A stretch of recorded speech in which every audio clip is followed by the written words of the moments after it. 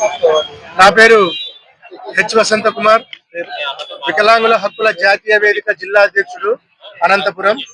ఈరోజు విజయవాడ ధర్నా చౌక్ లో ఆమరణ నిరాహార దీక్ష కూర్చోవడానికి ప్రధానమైనటువంటి కారణం మెగా డిఎస్సి 2025లో ఉమ్మడి అనంతపురం జిల్లా ఒడిసి మండలం తుమ్మలకుంటపల్లి గ్రామానికి చెందినటువంటి ఎరివి అంజనప్ప దళిత చూపు లోపం కలిగిన వికలాంగుడు, మరి అదే విధంగా గుంతకల్లు ప్రాంతానికి చెందినటువంటి ఉడుదల ప్రభావతి బీసీ మహిళ, వీళ్ళిద్దరికి హారిజంటల్ రిజర్వేషన్ ద్వారా అన్యాయం జరిగిందని గత 9 నెలల నుంచి వివిధ రూపాలలో మరి సంబంధిత విద్యాశాఖ అధికారులకు, ప్రజాప్రతినిధులకు ఎన్నో దఫాలుగా వినతి పత్రాలు సమర్పించినప్పటికీ ఎటువంటి విచారణ లేదు, ఎటువంటి న్యాయం లేదు, ఎటువంటి మాకు న్యాయం జరగలేదు. కాబట్టి ఈ రోజు అమరణ నిరాహార దీక్ష కూర్చుంటున్నాం. ముఖ్యంగా చాలా రోజుల నుంచి కూటమి ప్రభుత్వము మరి టీడీపీ ప్రభుత్వము ఆ డిఎస్సిలో అక్రమాలు జరగలేదు, ఎవరైనా అన్యాయం చేసినట్లు ఆధారాలతో సహా నిరూపిస్తే మేము ఉద్యోగాలు ఇస్తామని చెప్పేసి చాలా చాలా ప్రగల్భాలు పలుకుతున్నారు. మరి అదే విధంగా వైసీపీ గంజాయి బ్యాచ్ మత్తు మందులో ఉండి ఫేక్ ప్రచారాలు చేస్తుంది అని చెప్పేసి అంటున్నారు. అయ్యా గౌరవనీయులు, ఎవరికైతే మత్తు ఉందో, మేము మత్తు తీసుకున్నాం కదా, మీరు ఇటుకు వచ్చి మా మత్తు వదలండి, వివరాలు నిజమైన వివరాలు చూపించి. మరి ఈ రోజు మరి టీడీపీకి సంబంధించినటువంటి నాయకులే ఈరోజు కూర్చొని ఒకసారి చూడండి, నాయకులే కూర్చొని మరి నిరసన వ్యక్తం చేస్తున్నారు. మరి కొంచెమన్నా మనకి ఏదైనా కొంచెం చిత్తశుద్ధి, కొంచెం వికలాంగుల పట్ల, పేద ప్రజల పట్ల జాలి, దయ, కరుణ అనేది ఏమన్నా ఉంటే ఈ రోజు ఇటుకు రండి.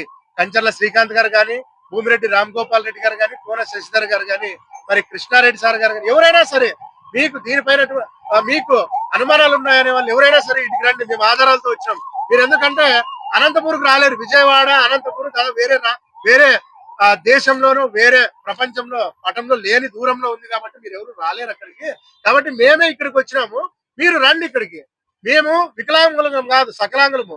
మేము బాగా అన్ని రకాల ఫెసిలిటీస్ తో ఏర్పాటు చేసుకుని ఇక్కడికి ఆగమేఘాల మీద సకల సౌకర్యాలతో మేము ఇక్కడికి వచ్చినాము. మీకు ఏ సౌకర్యాలు లేవు మా దగ్గరికి వచ్చేదానికి. ప్రభుత్వ డబ్బు లేదు, ప్రభుత్వ వాహనాలు లేవు, ప్రభుత్వాలు జీతాలు తీసుకోవడం లేదు, మీ దగ్గర ఏమి లేవు. కాబట్టి మేమే వచ్చినాం, మీరు ఇక్కడికి రండి.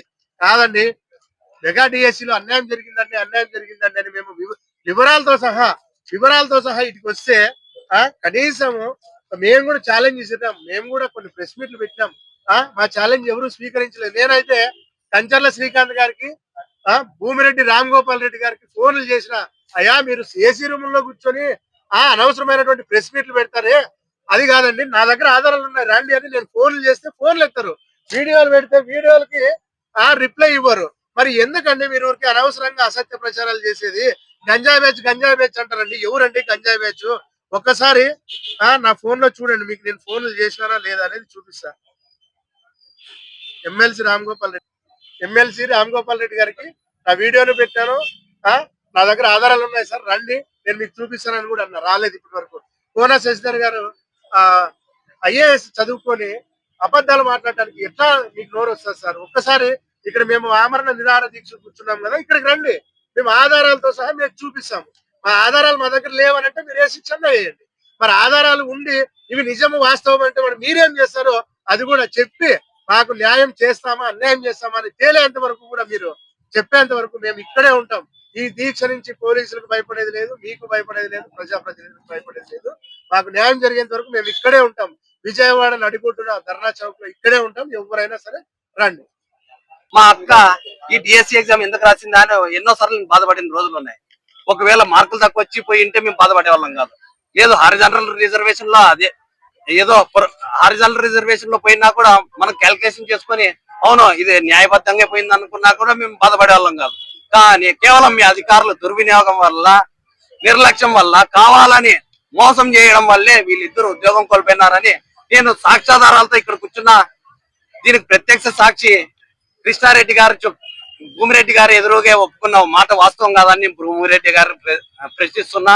అలాగే కంచర్ల శ్రీకాంత్ గారు చెప్తున్నారు ఏమని, ఉద్యోగాలు సంపాదించిన వాళ్ళు అందరూ తెలుగుదేశం పార్టీ కార్యకర్తలు లేరు, వైసీపీ నాయకులు పిల్లలు కూడా ఉన్నారు.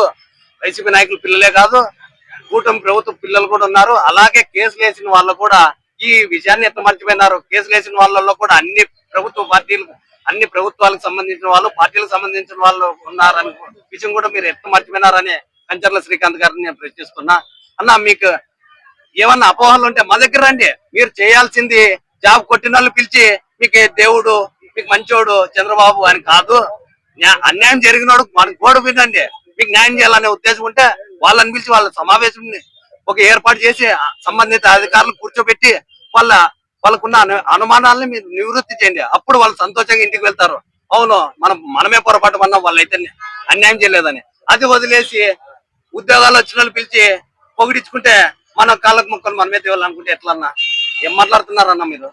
మనం కూడా కూటమి ప్రభుత్వమే కదన్నా.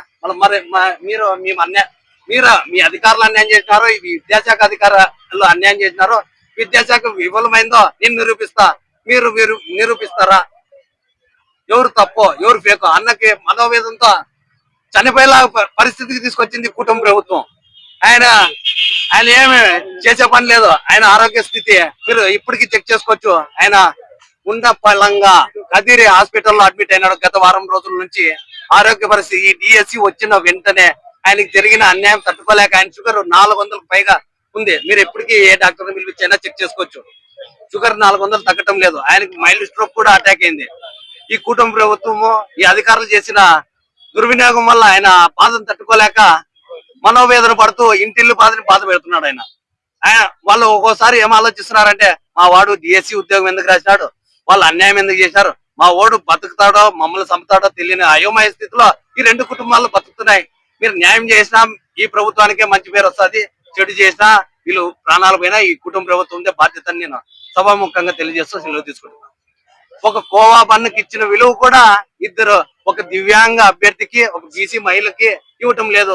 మేకప్ల గురించి కొట్లాడతారు, ఆస్తుపాస్తుల గురించి సవాళ్ళు ఇసురుకుంటారు, టిఎస్సి గురించి సవాళ్ళు ఇసురుకుంటారు. కానీ ఎవరు దాన్ని నివృత్తి చేద్దాం, వాళ్ళ అనుమానాలను తీర్చామనే ఆలోచన మాత్రం ఏ నాయకుడికి లేదని నేను సభాముఖంగా తెలియజేస్తాను.